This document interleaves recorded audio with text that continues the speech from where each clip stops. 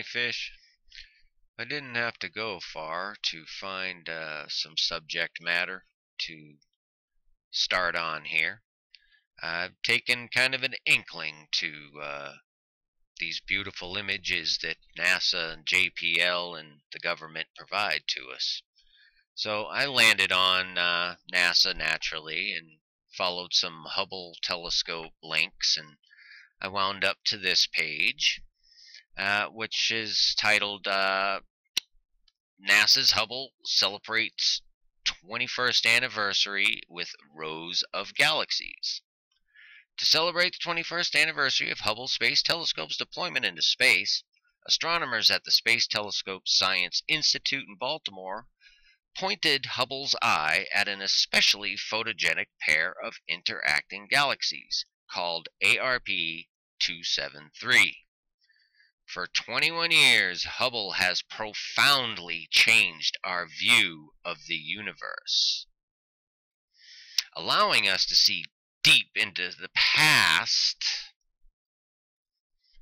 while opening our eyes to the majesty and wonders around us, NASA Administrator Charles Bolden said.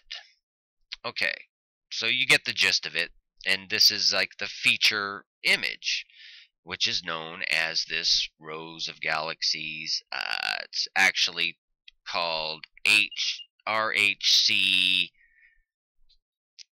1813, whatever. I'll put the link to this anyway. But, I mean, if you follow the links, this is where it takes you to the image, the bigger image, and right away, I am not going to be apologetic at all, but that is a serpent, and it is so obvious that it's almost laughable. And so I pulled the image and just stuck it in my little free photo editor thingy, and right away, with no doctoring, no change of anything, I have not touched this.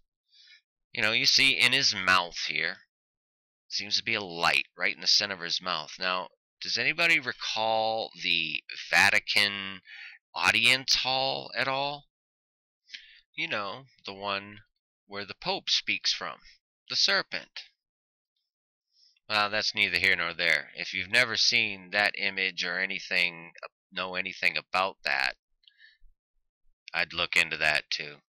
You need to kind of understand some of this stuff, if you're going to understand the angle that I'm coming at this from. But anyway, so that would be where I would call, that's where that Pope sits to speak. And without touching the image, you see the forked tongue. You can just see it. They put that in there. And who they are is your guess is as good as mine. I mean, it's something I'd really like to discuss. And the fact that the right eye of the serpent is very, very vivid, very bright, very angry. This all means something. And the left eye looks kind of squinty, but it's got a slit. It's a serpent eye. And it's not complete. It's not open. It's not fully erect straight up and down. And this one looks like it's just in total turmoil and collapsing and angry and probably just completely whacked out.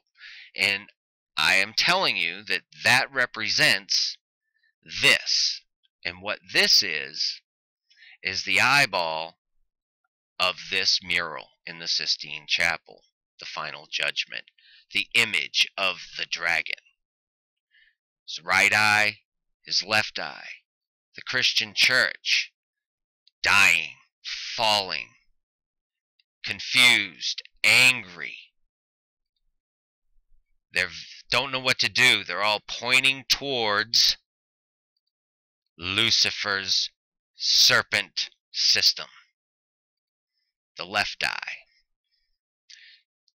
These are all of us literally destroying the good in us and erecting the serpent kingdom, Satan's kingdom.